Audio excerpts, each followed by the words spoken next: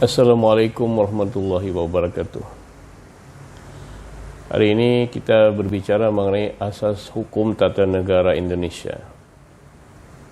Pertama sekali, coba kita lihat pengertian dari istilah yang kita gunakan dengan menguraikan makna kata per kata. Kata asas berarti dasar atau pokok. Kata hukum itu sudah tidak perlu dijelaskan. Kemudian tata itu mengandung arti susunan atau sistem negara, ya sudah jelas negara Indonesia. Oleh karena itu, kalau kita berbicara istilah asas hukum tata negara Indonesia, berarti kita berbicara mengenai dasar-dasar sistem hukum negara Indonesia, atau berbicara mengenai dasar-dasar hukum yang mengatur sistem negara Indonesia atau susunan negara Indonesia. Antara istilah hukum tata negara dengan istilah asas hukum tata negara, ini bedanya hanya kalau kita menyebutkan asas berarti pokok-pokok saja. Tapi kalau hukum tata negara tentu ini lebih detail yang dibicarakan. Kemudian di mana bisa kita temukan pengetahuan mengenai susunan negara Indonesia ini? Jawabannya adalah susunan negara Republik Indonesia ini bisa ditemukan dalam Undang-Undang Dasar Negara Republik Indonesia tahun 1945, yang kemudian kita singkat dengan Undang-Undang Dasar 1945. Dalam Undang-Undang Dasar 1945 ini kita menemukan bagaimana susunan negara Republik Indonesia ini mulai pada masa pertama disusun dan diberlakukan Undang-Undang Dasar pada tanggal 18 Agustus 1945. Perjalanan Undang-Undang Dasar ini telah mengalami beberapa kali perubahan.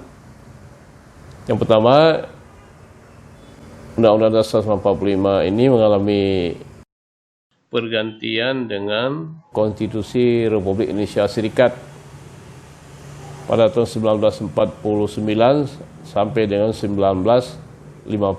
Kemudian pada tahun 1950, Konstitusi Republik Indonesia Serikat ini diganti dengan Undang-Undang Dasar sementara yang berlaku hingga 5 Juli 1959. Hingga 5 Juli 1959 berarti telah berlaku 3 macam Undang-Undang Dasar di negara Republik Indonesia ini, yaitu Undang-Undang Dasar 1945 periode pertama hingga 1949, kemudian yang kedua Konstitusi Republik Indonesia Serikat 1949 sampai dengan 1950, dan yang ketiga adalah Undang-Undang Dasar sementara yang berlaku 1950 sampai dengan 5 Juli 1959. Sejak 5 Juli 1959 kembali berlaku Undang-Undang 1945, yaitu dengan dekret Presiden Soekarno membubarkan konstituante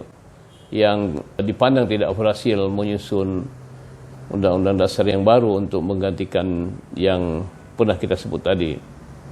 Jadi sejak 5 Juli 1959 hingga saat ini, Undang-Undang Dasar 1945 berlakukan kembali, dan mulai tahun 1999 sampai 2002 telah diadakan perubahan 4 kali. Nah, dengan demikian maka yang kita bicarakan sekarang adalah fokusnya Undang-Undang Dasar 1945 yang telah mengalami perubahan sebanyak 4 kali, dan akan kita lihat bagaimana susunan dari Undang-Undang Dasar ini. Naskah asli Undang-Undang Dasar 1945 yang berlaku 18 Agustus 1945 tadi terdiri dari 3 bagian, yaitu pembukaan, preambul, batang tubuh, yaitu pasal-pasal, dan yang ketiga adalah penjelasan. Namun, dalam perubahan keempat pada tahun 2002, penjelasan ini dikeluarkan dari naskah Undang-Undang Dasar 1945. Mulai tahun 2002, Undang-Undang Dasar hanya terdiri dari pembukaan dan pasal-pasal. Tidak ada lagi penjelasannya.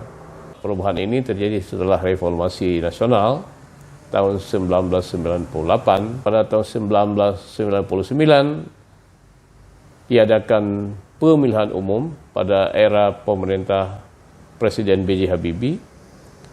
Pemilihan umum ini menghasilkan susunan MPR dan DPR yang baru, dan MPR yang baru itulah yang kemudian melakukan perubahan Undang-Undang Dasar ini sebanyak 4 kali. Berikutnya, coba kita lihat sistematika Undang-Undang Dasar 1945 ini. Di dalam bagian pembukaan, kita sudah tahu semua bahwa pembukaan itu merupakan dasar dari suatu konstitusi negara, di mana di situ ditegaskan pembentukan negara, kemudian tujuan yang ingin dicapai, dan landasan filosofisnya yang kita sudah ketahui bahwa ada 4 tujuan dari pembentukan negara Indonesia ini, dan landasan filosofisnya yaitu pandangan hidup bangsa Indonesia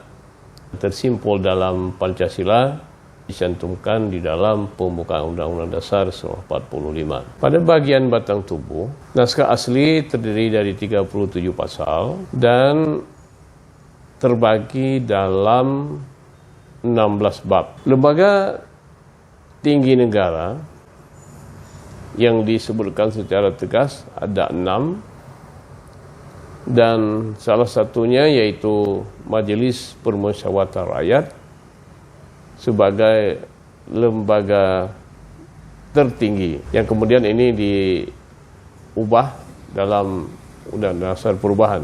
Di dalam Undang-Undang Dasar Perubahan yang diubah pada tahun 1999, tahun 2000, tahun 2001, dan tahun 2002, jumlah pasalnya sudah banyak kali ditambah. Dari semula 37, 4 kali perubahan ini, 4 kali ditambah pasal-pasalnya, dan juga ada yang diubah substansinya itu. Oleh karenanya, jumlah babnya juga bertambah. Yang pada naskah asli hanya ada 16 bab, kemudian 1 bab dihapus mengenai Dewan Pertimbangan Agung, namun ditambah 5 bab yang baru, yang di dalamnya itu ditetapkan adanya lembaga tinggi negara yang baru, sebanyak 5 lembaga. Oleh karenanya, naskah Undang-Undang Dasar yang telah mengalami 4 kali perubahan ini telah agak lebih gemuk.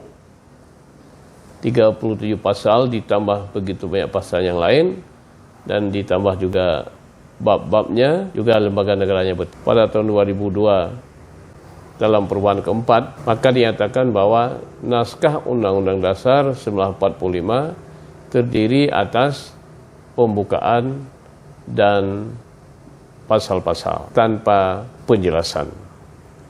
Kan penjelasan, maka apabila kita ingin mengetahui lebih dalam mengenai substansi dari pasal-pasal tersebut, maka kita harus meneliti naskah persidangan sidang tahunan MPR yang melakukan perubahan Undang-Undang Dasar tersebut. Selanjutnya, yang penting kita perhatikan adalah perubahan pada bab 1. Dalam bab 1 ditegaskan bahwa negara Indonesia adalah negara kesatuan yang berbentuk republik. Negara kesatuan. Berarti bentuk negara kita adalah negara kesatuan, bukan negara federal seperti Malaysia atau Amerika Serikat. Bukan negara federal, tapi negara kesatuan yang mengandung konsekuensi bahwa kekuasaan negara ini dipusatkan pada pemerintah pusat. Bentuk negara republik ini membedakan negara kita dengan negara kerajaan. Ini menyangkut dengan proses perolehan kekuasaan dalam negara yang dilakukan melalui pemilihan umum, bukan bersifat keturunan, dan akses semua warga negara untuk mendapatkan kekuasaan yang sama. Jadi membedakannya dengan negara kerajaan yang kekuasaan itu diperoleh secara turun-temurun. Yang kedua, di dalam pasal 1 ayat kedua menyangkut dengan kedaulatan. Kalau di dalam naskah asli dinyatakan bahwa kedaulatan ada di tangan rakyat dan dijalankan sepenuhnya oleh Majelis Permusyawaratan Rakyat. Namun dalam naskah perubahan ditegaskan bahwa kedaulatan berada di tangan rakyat dan dijalankan menurut Undang-Undang Dasar. Di sini tidak ada lagi peranan MPR sebagai pemegang kedaulatan rakyat, tetapi kedaulatan rakyat ini dipegang oleh berbagai lembaga negara dan lembaga pemerintahan sesuai dengan undang-undang. Artinya diatur dengan undang-undang. Jadi tidak lagi berpusat pada MPR. Kalau dulu ada istilah presiden menyebut dirinya sebagai mandataris MPR. Nah, sekarang tidak ada lagi istilah yang demikian. Dalam bab 1 ini telah ditambah satu ayat, itu ayat ketiga, yang menegaskan bahwa negara Indonesia adalah negara hukum. Ini sebuah kemajuan yang besar sebenarnya, karena dalam naskah asli penegasan Indonesia sebagai negara hukum hanya disebutkan dalam penjelasan. Tetapi sekarang dalam perubahan ini telah disebutkan dalam pasal 1 ayat 3. Namun demikian, hakikat dari negara hukum ini tergantung pada political will dari pemerintah untuk memenuhi unsur-unsur yang membentuk sebuah negara hukum itu. Jadi unsur-unsur yang membentuk negara hukum ini yang memang harus dikembangkan di dalam sistem ketatanegaraan Indonesia ini. Kalau ini tidak dikembangkan, akan tidak begitu bermakna penegasan Indonesia sebagai negara hukum. Tentu sudah ada bab baru dalam Undang Dasar ini yang menunjukkan adanya unsur negara hukum yang ditambahkan di dalam Undang-Undang Dasar 45 hasil perubahan. Kemudian pada bab kedua tentang MPR, ini terjadi perubahan yang juga sangat fundamental karena kekuasaan atau wewenang MPR yang ditetapkan Undang-Undang Dasar asli telah diubah secara radikal. Jadi perubahan ini menyebabkan MPR ini tidak lagi menjadi lembaga tertinggi, tapi MPR telah menjadi lembaga tinggi negara, sama kedudukan dengan lembaga tinggi negara yang lain. Dengan demikian maka tidak ada lagi lembaga tertinggi negara, semuanya menjadi lembaga tinggi. Salah satu hal yang dihapus yang menyangkut dengan wewenang MPR adalah wewenang untuk menyusun garis-garis besar haluan negara, GBHN. Jadi kalau generasi pasca perubahan Undang-Undang Dasar ini tidak akan memahami lagi apa itu garis-garis besar haluan negara. Sebenarnya ini juga sangat penting karena kita telah membuktikan bahwa dalam era pemerintahan Orde Baru, peranan dari garis-garis besar haluan negara ini sangat besar. Tapi kemudian dalam era reformasi ini, kedudukan garis-garis besar haluan negara ini telah diganti dengan undang-undang tentang perencanaan pembangunan nasional. Terima kasih.